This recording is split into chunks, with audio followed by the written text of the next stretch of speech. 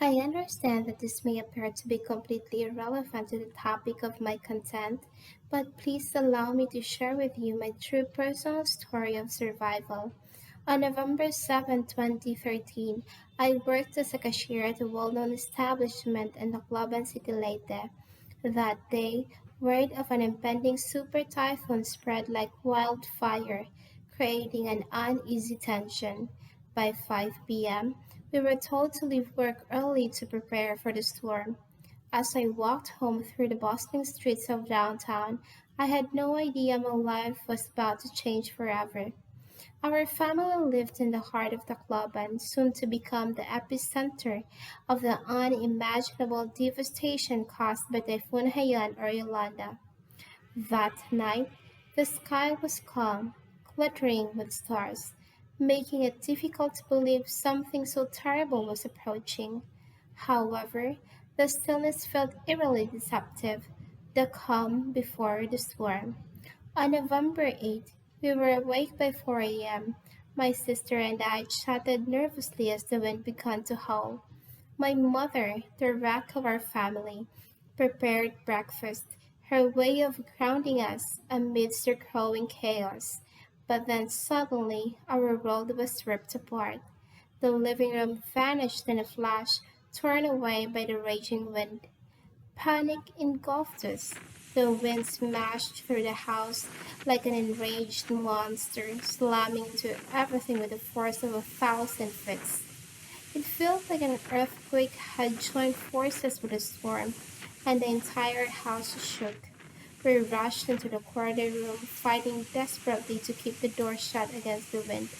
My mother prayed aloud, and my grandmother clutched her rosary, their words drowned out by a grinding noise like a dump truck unloading gravel, a sound that sent shivers down my spine. Then came the water. At first it crept into our room, covering our knees, but within moments it was up to my hips. Terror overwhelmed me, and I screamed to my mother that we're all going to die. But she grabbed my hand, her voice unwavering. No, she said, we will not die. Her strength anchored me, even in that nightmare. We climbed onto the kitchen sink as the water continued to rise faster and higher.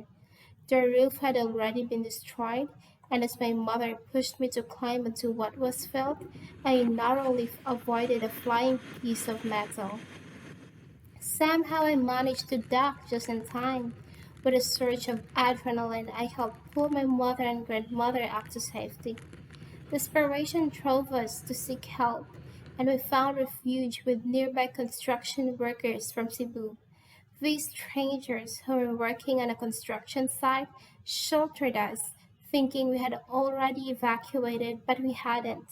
We survived through the grace and kindness of these men as we clung to safety.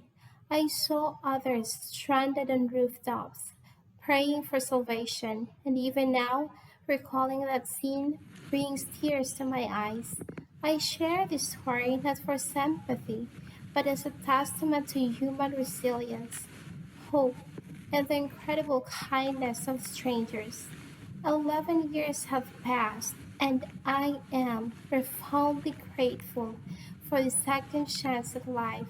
My mother, grandmother, and our neighbor, Manodoni, saved me with their strength and love. Even if the story seems out of place, I hope it serves as a reminder to cherish life, to be thankful for every moment, and to never forget those who support us in our darkest times. This experience changed me, and I will always, always, always remember the people who lifted me when I needed it most.